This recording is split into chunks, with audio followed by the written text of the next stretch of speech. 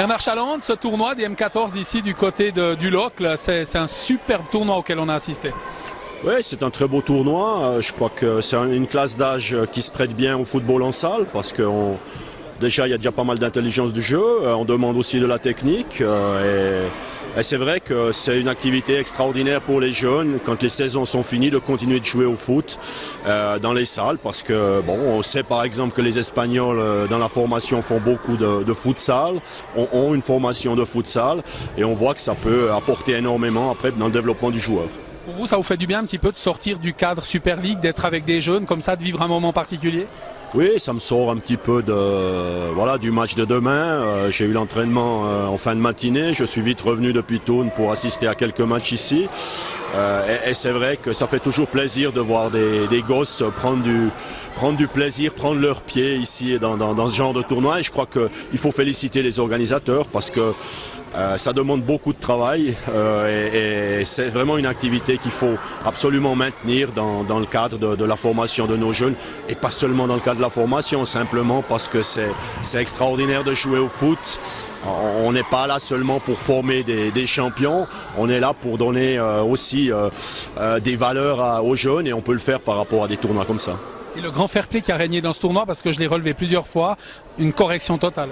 Oui, on a vu, on ne discute pas du tout les décisions des arbitres et les joueurs jouent, ne discutent pas, jouent tout de suite, après une faute se replacent. Et oui, c'est encore, je dirais, dans cette classe d'âge, c'est encore un des avantages. Ils pensent qu'à jouer, à marquer des buts et c'est très bien. Daniel Duroir, Auxerre, 2 éditions, 2 victoires, mais alors celle-là était tout particulièrement dure à aller chercher. C'était difficile parce que Bâle est une bonne équipe qui joue bien au ballon, ils ont des joueurs très techniques, qui jouent vite. Donc je pensais que ce serait difficile, ce qui a été le cas, mais on a réussi à trouver la parade, ce qui est bien pour les garçons. Vous êtes l'équipe française qui nous fait le plaisir de venir à cette manifestation. Il a quel goût pour vous ce tournoi? C'est vraiment un rendez-vous très important pour vous? C'est un rendez-vous, on n'est pas des adeptes du tournoi du football en salle en France, ça se développe mais ça peine à se développer. Ce tournoi s'est fait par amitié il y a 3 ans avec Thierry et puis j'ai décidé de revenir tous les ans si le club me le permet, parce que bien sûr je ne suis pas tout seul à décider. Mais c'est un goût d'amitié avant tout et puis regarder un peu la valeur de mes garçons sur le plan technique parce que le football en salle c'est plus particulier quand même. Et vous travaillez beaucoup la formation parce que ce n'est pas qu'un entraînement, vous avez un centre sur place à Auxerre pour former ces jeunes. Oui, nos garçons sont tous en préformation, je pense que le système est un peu différent de la Suisse. On est un centre de préformation à l'image des centres nationaux comme Clairefontaine pour le plus connu en France. On a exactement les mêmes critères et les mêmes critères de recrutement des garçons sur la France. Donc les garçons qui étaient là font partie de ceux-là. Ce sont des guerriers au bon sens du terme parce qu'à 3-2 pour Bâle, ils ne sont pas précipités, ils ont profité d'une erreur défensive mais ils sont revenus puis vous marquez à 7 secondes de la fin. Oui, mais moi je leur avais demandé un peu de rester bien en place parce que je savais qu'il ne fallait pas laisser d'espace à cette équipe. Leur numéro 9 est effectivement un très bon joueur et il ne fallait pas lui laisser 1 mètre parce qu'on serait mis en difficulté. Ils ont bien réagi à ce que j'aurais demandé, je les félicite.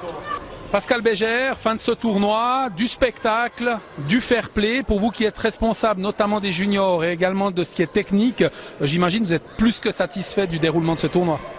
Mais oui, une grande satisfaction, un niveau de jeu excellent, un état d'esprit excellent, un public comblé, des entraîneurs qui jouent l'offensive au maximum, des joueurs qui tentent des gestes techniques.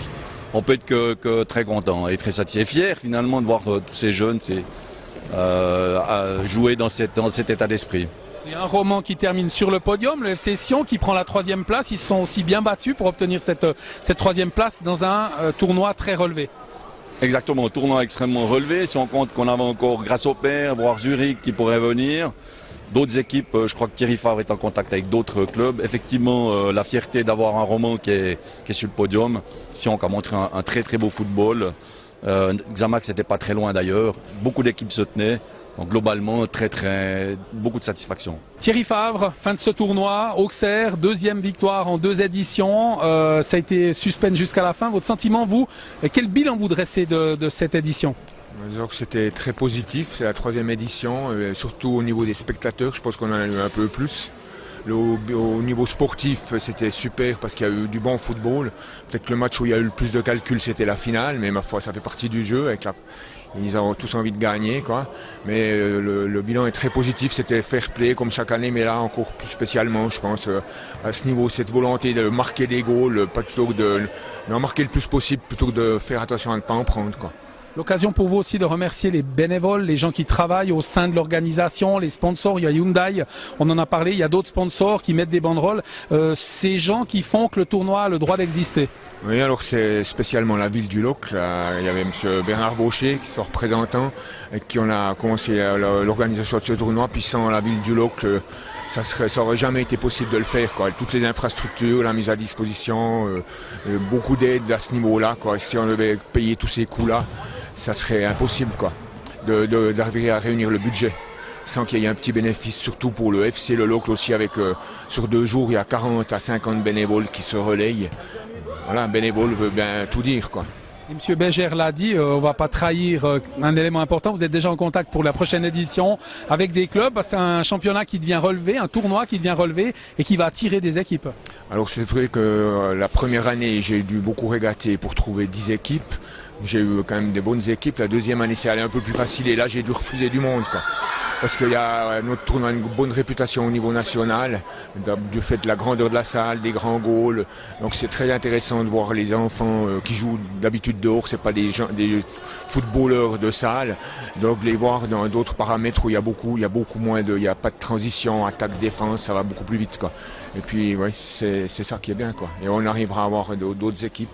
Ce qui est bien, quoi. Beaucoup de contacts aussi avec l'étranger. On a la France, vous pensez à l'Italie, à l'Allemagne ou d'autres pays? Alors oui, avec l'Italie, la France, certains clubs c'est un peu plus compliqué parce qu'il y a plus vraiment de l'hôtel, le déplacement, on tombe un peu dans un autre monde, mais ça serait pas impossible qu'une fois on arrive à aller de ce côté-là, quoi.